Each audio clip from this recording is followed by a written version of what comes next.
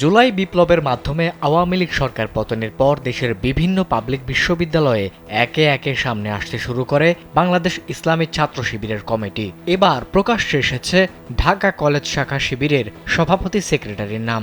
জানা গেছে ঢাকা কলেজ শাখা শিবির সভাপতির নাম আব্দুল হক মানিক ও সেক্রেটারির নাম মোস্তাকিম আহমেদ। সোমবার ঢাকা কলেজের অধ্যক্ষ ও উপাধ্যক্ষের কাছে ইংরেজি নববর্ষের প্রকাশনা সামগ্রী উপহার দেওয়ার মাধ্যমে প্রকাশ্যে আসেন তারা।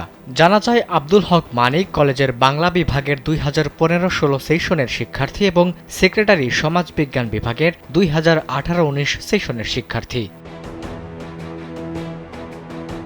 নিজ সংগঠন নিয়ে সেক্রেটারি মোস্তাকিম আহমেদ বলেন, শিক্ষার্থীদের অধিকার রক্ষাসহ শিক্ষা বান্ধব ক্যাম্পাস নিশ্চিতে ছাত্র শিবির বদ্ধপরিকর। সেই লক্ষ্যে সাধারণ শিক্ষার্থীদের যৌক্তিক সমস্যা সমাধানে আমরা পাশে আছি এবং থাকব। ছাত্র শিবির ঢাকা কলেজ শাখা ক্যাম্পাসে ফ্যাসিবাদ মুক্ত ও নিরাপদ পরিবেশ নিশ্চিতকরণের জন্য অতি শীঘ্রই প্রশাসনের কাছে স্মারকলিপির মাধ্যমে সংস্কারমূলক দাবি প্রস্তাবনা পেশ করবেন। অপরদিকে ঢাকা কলেজ শাখা সভাপতি আব্দুল হক মানিক বলেন, জুলাই গণবিপ্লবে ছাত্র জনতার ত্যাগের স্পিরিটকে ধারণ করে কলেজ ক্যাম্পাসে গণতান্ত্রিক সংস্কৃতিকে সুস্থ ধারার রাজনীতিতে এগিয়ে নিতে ছাত্র শিবির সর্বদা প্রস্তুত।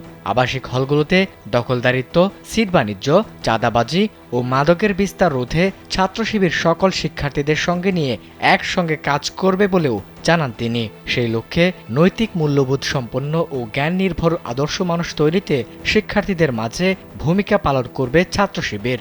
উল্লেখ্য, বাংলাদেশ ইসলামী ছাত্র শিবির ঢাকা কলেজ কেন্দ্র নিয়ন্ত্রিত সদস্যমানের শাখা।